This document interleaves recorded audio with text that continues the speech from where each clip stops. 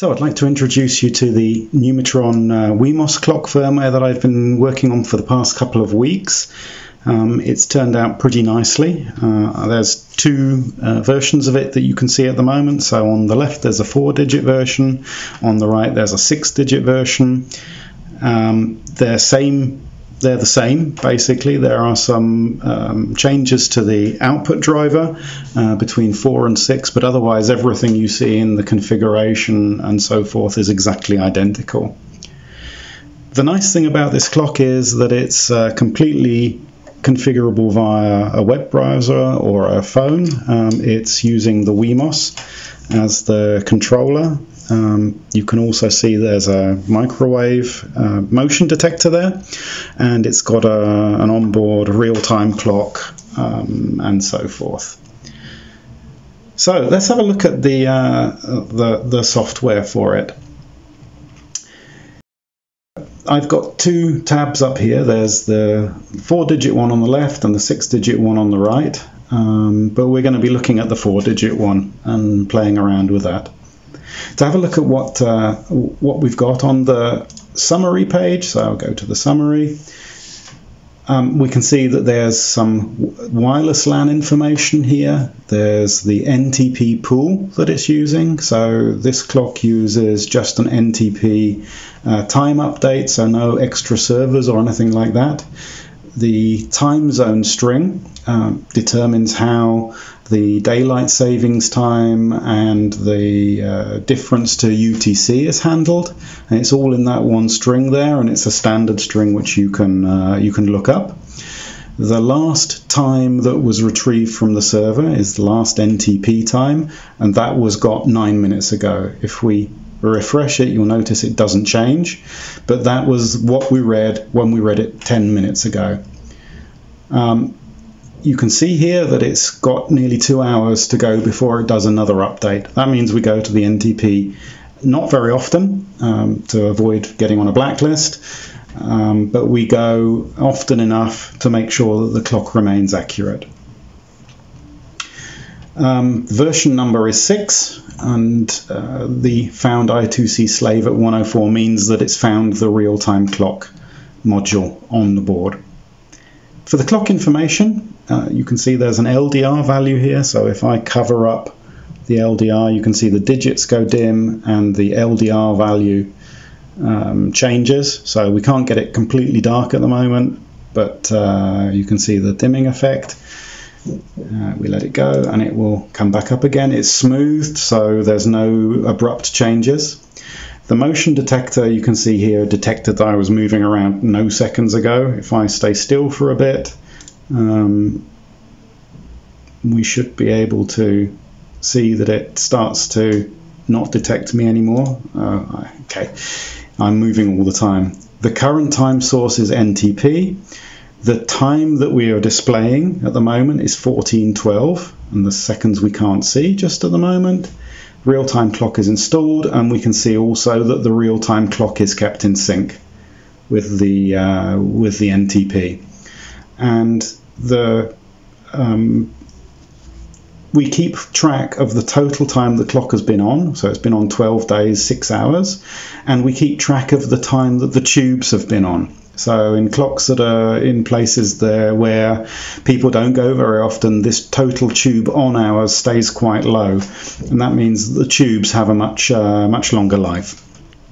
If we scroll down, there's some other technical type information about the clock itself.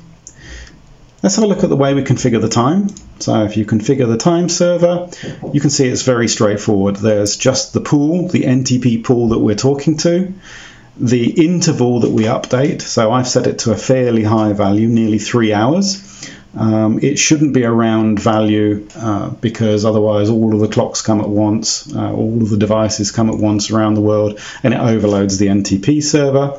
And there's the POSIX time string that we saw before.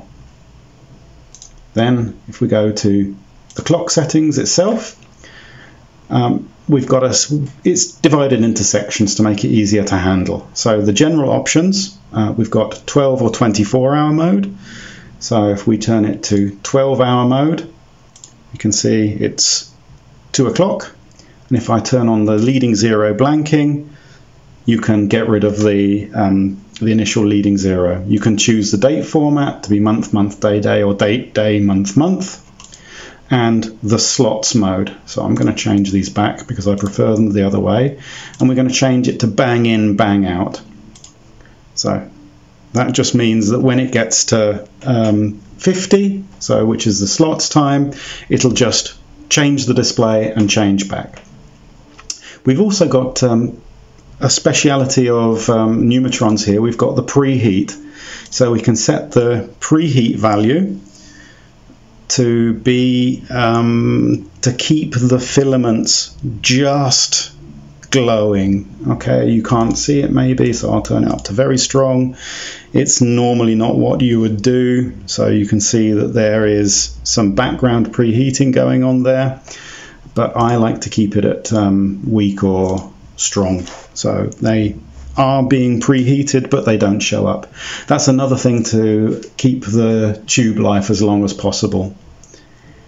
Then we come on to the section with the light dependent resistor. You can turn it on or turn it off via configuration. So if we were to dim it down, and then if I were to say don't respect the value anyway, if you can see, it's ignored.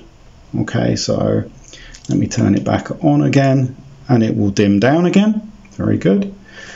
You can set the minimum dimming value, so how dim it can go, and also you can set the light threshold and the sensitivity. So you can set it up to be in any room that any place that you like.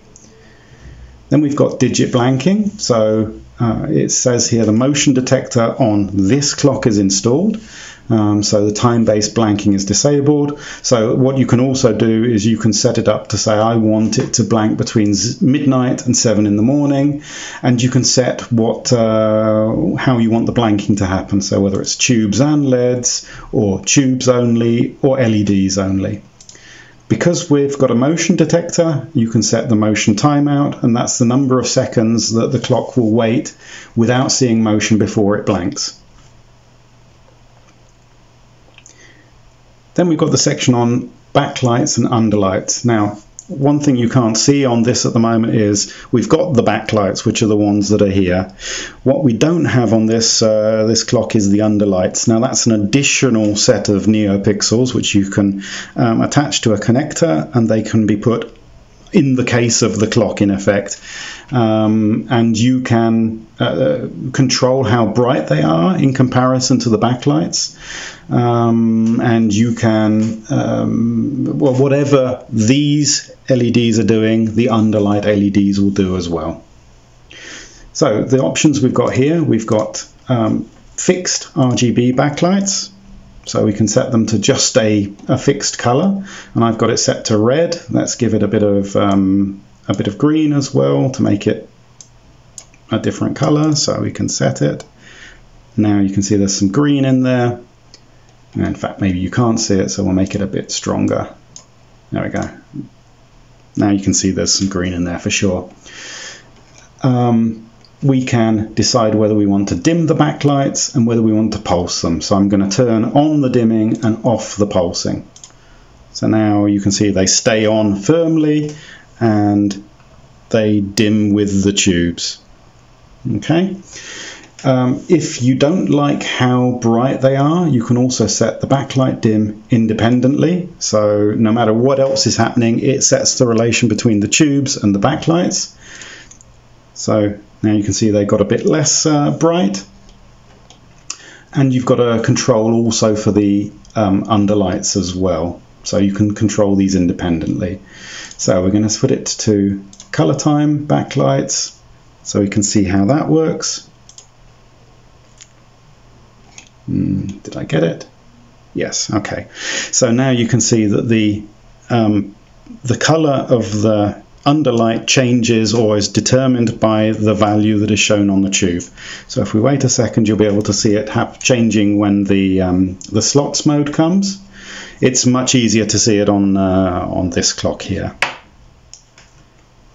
So then we can also determine the value of the separators. At the moment they're on slow flash, but we can also do things like Railroad, so that means it just bounces up and down.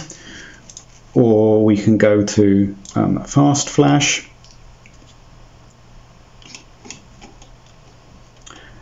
or we can choose one or the other. So there's Slow Flash, Fast Flash, Double Flash, Railroad, always on or always off. Also, interestingly, these indicators here, they are status indicators, and at the moment I've got them set up to be, this one follows the PIR status and this one tells us if the NTP is on or not. So the things we can set up there is NTP if we're connected to the Wi-Fi, if it's AM or PM, PIR, always off or always on. And we've also got separator dimming, so we can set them to dim and they won't be quite so bright. Last thing in here is you can set security. So to be able to use this admin interface, you can turn on the authentication and then the username and the password that goes with it.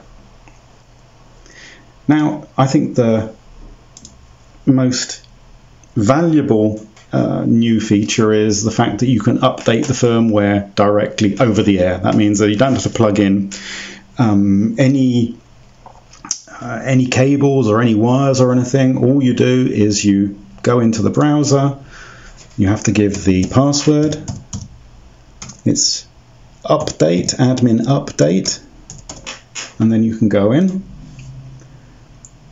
I can get rid of that, and you can choose a file to upload and you hit update and it updates the firmware. It's great.